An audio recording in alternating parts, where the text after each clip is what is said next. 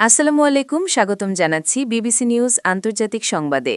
শুরুতেই সংবাদ শিরোনাম, এরপর বিস্তারিত।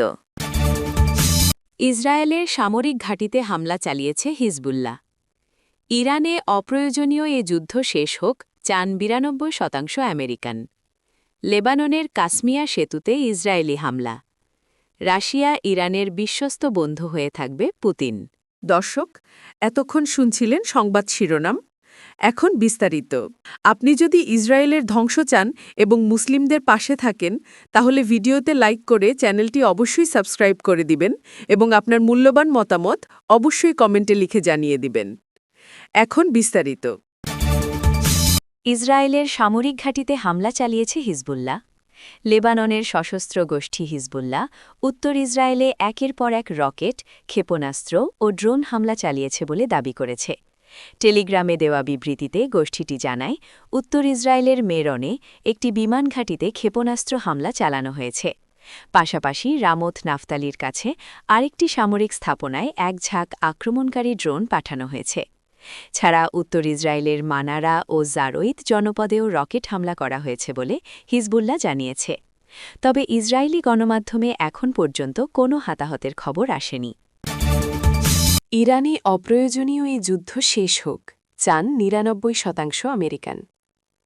ইরানের বিরুদ্ধে চলমান এই যুদ্ধ প্রয়োজনের চেয়ে বেশি ইচ্ছাকৃত, এমনটাই মনে করেন যুক্তরাষ্ট্রের ২/৩ নাগরিক।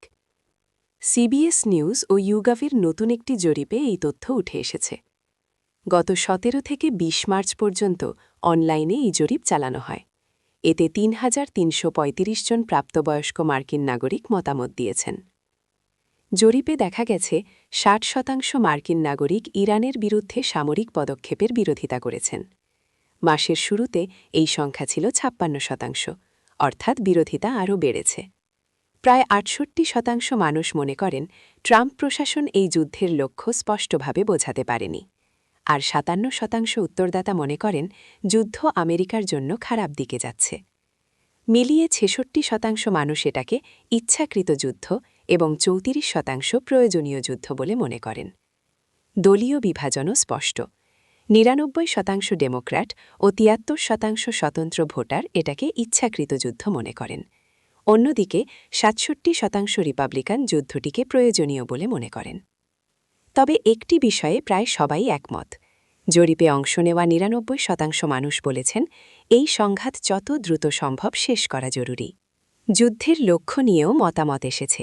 ৮০% মার্কিন নাগরিক ইরানের জনগণের নিরাপত্তাকে গুরুত্ব দিয়েছেন। ৭৩% চান ইরানের পারমাণবিক কর্মসূচি বন্ধ হোক, আর ৬৮% চান অন্য দেশের বিরুদ্ধে ইরানের হুমকি বন্ধ হোক। ইরানের শাসন ব্যবস্থা পরিবর্তন নিয়ে জনমত বিভক্ত। ৪৯% ইরানপন্থী নেতৃত্ব চান, বাকি ৫১% এর প্রয়োজনীয়তা দেখছেন না। আর বর্তমান শাসন বহাল রেখে যুদ্ধ শেষ করা গ্রহণযোগ্য কিনা সেই প্রশ্নে ৪৭% ইতিবাচক এবং ৫৩% নেতিবাচক মত দিয়েছেন। লেবাননের কাসমিয়া সেতুতে ইসরায়েলি হামলা। লেবাননের কাসমিয়া সেতুতে ইসরায়েলি বিমান হামলার ফলে দেশটিতে মানবিক সহায়তা কার্যক্রম বড় ধরনের সংকটের মুখে পড়েছে। এই হামলার ফলে লেবাননের উত্তর ও দক্ষিণাঞ্চলের মধ্যে সরাসরি যোগাযোগ ব্যবস্থা বিচ্ছিন্ন হয়ে গেছে।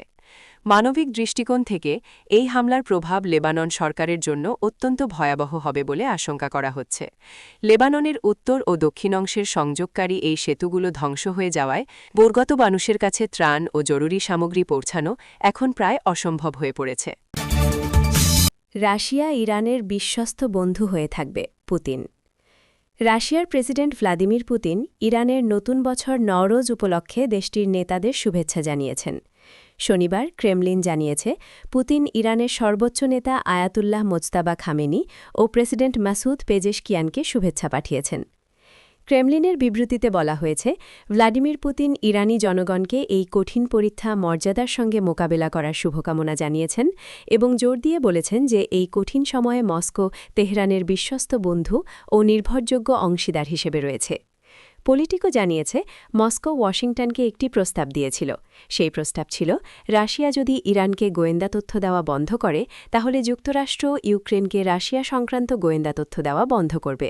কিন্তু যুক্তরাষ্ট্র এই প্রস্তাব প্রত্যাখ্যান করেছে। ক্রেমলিন অবশ্য এই প্রতিবেদনকে ভুয়া বলে উড়িয়ে দিয়েছে। ইরানে হামলার ফলে তেলের দাম বেড়ে যাওয়ায় রাশিয়া অর্থনৈতিকভাবে লাভবান হচ্ছে বলে মনে করা হচ্ছে। তবে রাশিয়া ও ইরানের মধ্যে যে কৌশলগত অংশীদারিত্ব চুক্তি প্রকাশিত হয়েছে তাতে পারস্পরিক প্রতিরক্ষার কোনো ধারা নেই। রাশিয়া বারবার বলেছে তারা চায় না ইরান পারমাণবিক বোমা তৈরি করুক।